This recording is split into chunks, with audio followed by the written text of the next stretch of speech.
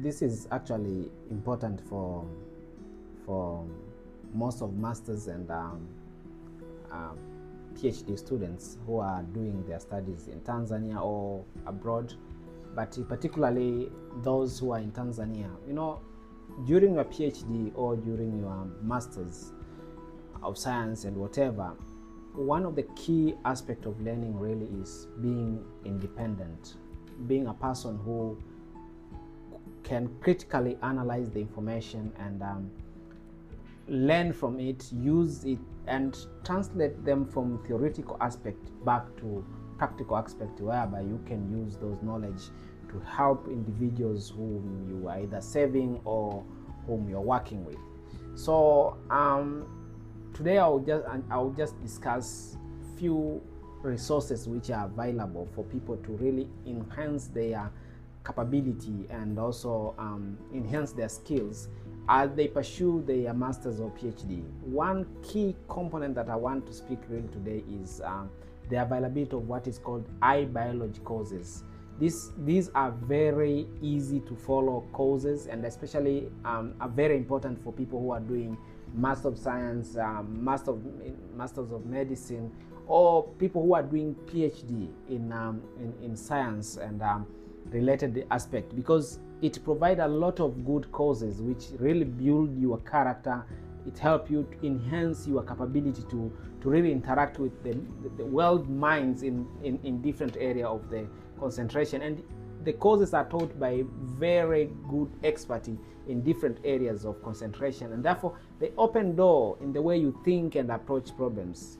Number one important course that I would really recommend for the Masters of Science students is Planning Your Scientific Journey. This course is taught, developed in a clear way, and it helps you to think about your research topic and really plan together. As you are taking course, you're going to find a lot of questions that make you focus on your topic, think around your topic, and also concentrate and think around how can I approach this, how can I go forth with my course, how can I make my research question, what is my hypothesis, how can I test my hypothesis, am I really prepared in terms of the lab that I'm going to use. So these are the kind of courses which I think they are very important for we young careers, and they are made to make sure that at the end of course for you to have criteria to evaluate your research question. Is your research question right one? Is it doable? To plan how to approach your scientific question and other research goals, how to approach them, because at the end it's not just you are studying to finish, it's something that you have to add value in the community. And at the end again of this course, you have to learn the agenda for meeting with your mentors to get feedback, how to plan that meeting. Because I know there are several meetings that may be happening along with your mentors, and sometimes when you're in meeting, you end up having nothing. Or you end up getting all the information from your mentor and you have not discussed anything. How do you prepare yourself to that level? How do you go to that level and prepare yourself to get a message or to get what you intend to get? Because at the end, you can also determine, because when you're in meeting, you put off the agenda, and when you are discussing those agendas, you provide time for you to really understand. I think that is very important course that I will recommend for a scientist who is becoming a master student in science or in medicine, Planning Your Scientific Journey.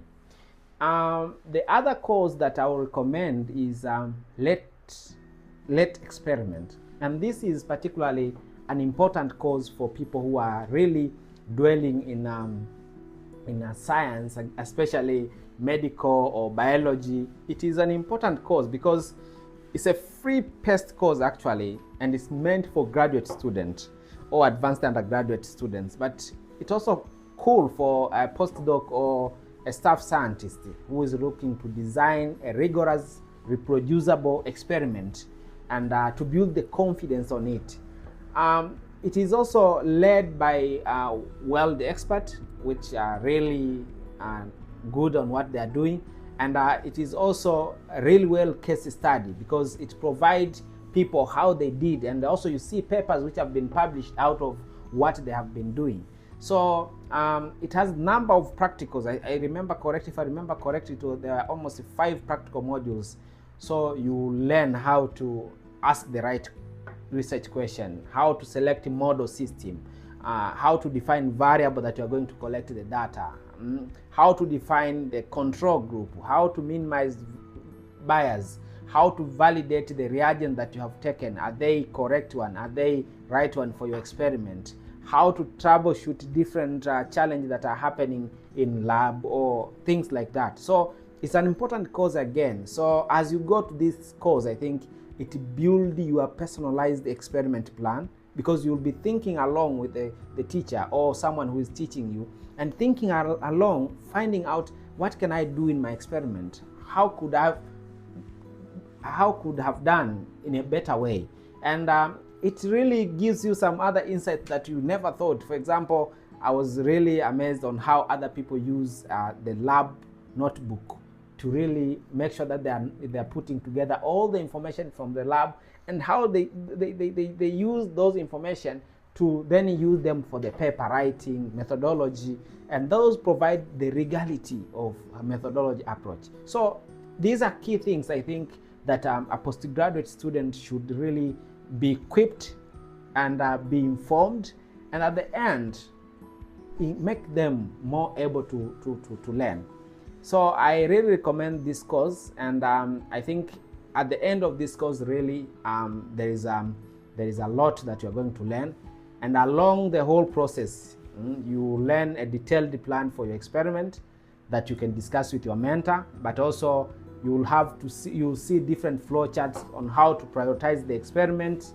You will see some tips and best practice on how to get started with an experiment.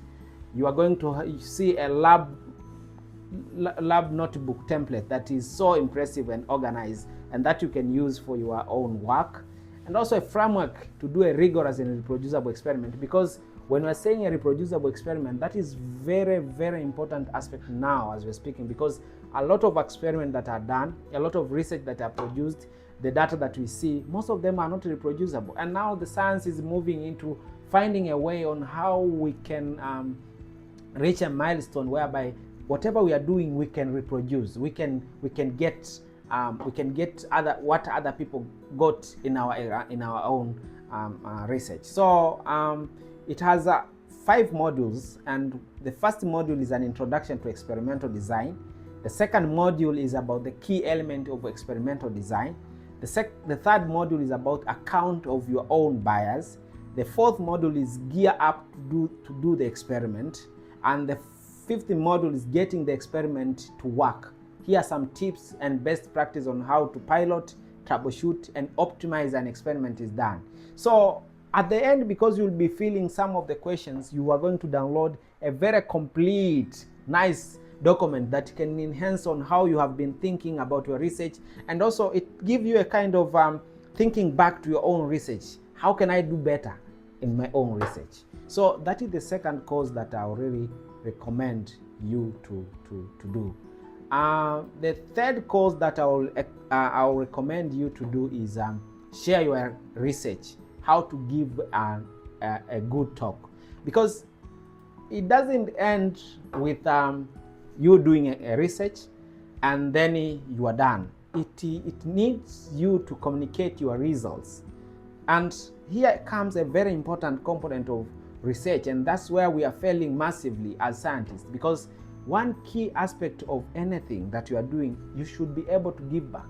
You should be able to talk about your results, so that the result will have the impact to the community who did research and something else. So in this course, which is written Share Your Research, How to Create and Deliver a Good Research Talk, it is actually a 5 weeks again, designed to help scientists at any career stage. This doesn't matter if you are doing a master's or PhD. No, any career, if you are really interested, it helps you really to craft and deliver a comparing research talk with confidence.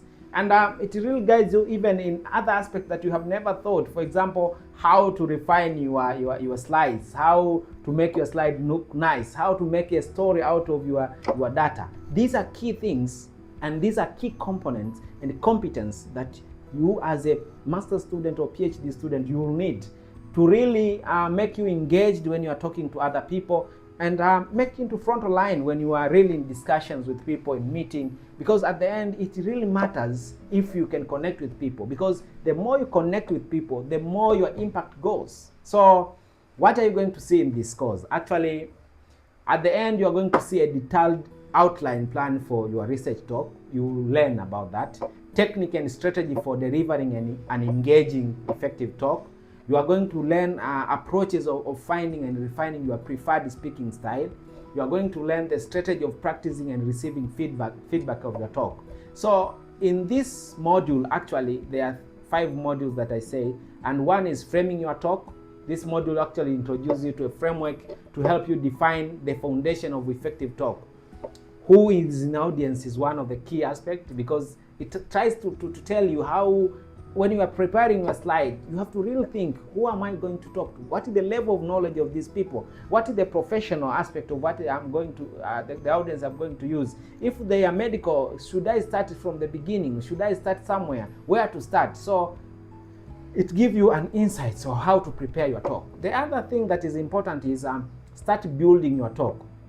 Actually, this module presents a strategy to help you outline and structure your talk and engage the audience. This module actually is made to make you get started and rounding up everything related to that. And apart from that, the third module is rounding out your talk.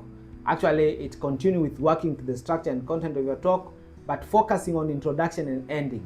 The module also discusses more strategy of audience engagement and talk titles, because at the end, how you open and how you close matters a lot, because people will mostly remember, you will engage people if you have a very nice introduction, and people will remember what you talked if you have a very good end. So it's very important to see these things coming together and brought in a sense that makes sense. And the fourth module actually is giving your talk. This module provides tips and best practice to deliver an effective talk, from strategy for practicing and receiving feedback to lessening the nerves and dealing with question and answers. How do you do that? It's amazing how they do, these guys. The other aspect is my research talk plan. As you walk through the course, you will be prompted to apply what you are learning to your own presentation or other work by completing the series of assessment. And the way they put this series of assessment, actually they give you a room to really prepare your own slide and have all the assessment. So it's a very cool course that any a person in any level of career can really pursue this course and get more equipped. The fourth course that I will recommend really is about career planning for area career scientists. This is a very nice course, but particularly for people who are done with their PhD, because most of the time career planning starts after PhD, but other people start after your medical school. How do you plan your career is an important concept, and a goal without plan is just dream, we say. So it's an important course that takes you through the whole process of career planning, and there are people who are really good in this, and they will teach you about individual development plan, the framework, how it works, and together at the end of the course really brings you into a complete person who can pursue the dream. So what are you going to see at the end? You learn how to use the individual development plan for your career planning, engage in self-assessment and career explorations, and it tells you how to set and execute the SMART goal. You know, SMART is by itself the character of the goal, and utilize your mentoring network for career planning and see where can you go. The other thing, you are going to revise and update your plan at each step. So at the end, you have a very nice plan that you can execute. So this one has 3 weeks that you can do. The other course that I will recommend from these courses are the strategies for effective public engagement. And when I'm speaking of strategy of public engagement, I think it goes 5, and I don't want even to explain, but it is again 3 weeks course, and actually kept it to equip scholars, students, and also professionals with a tool to plan, execute, and evaluate impact public engagement project, and these are really good for people who are doing MPH, for example. And any PhD student, I think, is an important, because you are expected to be a leader in different projects. So learning these skills will enhance your visibility and also the impact that you are going to bring. The next course that is good is for those people who are done with their PhD, and it is called a strategic postdoc. And here, this course is actually helping you to think about how to choose the postdoc post, and how to go around it. Are you really thinking, is it really worthy to go around that tech? What are the strengths and the opportunity that you can really pursue? And sometimes it tells you, like, okay, for me the postdoc is not important, and for others, especially those who want to establish their own group, it's an important component, like how to choose a very nice lab where you are going to execute your early ideas, and also maybe come back and start your own kind of lab. So it's an important course as well. But the very important that I love and like is the course that is named as business concept for life scientists. And here, I think if you pay attention, it's marvelous how it is designed. Actually, it's again a very self-paced course, and it's aimed and designed to really bridge the gap between scientific training and real world business savvy, like how people tailored for graduate student, postdoc, and junior faculty.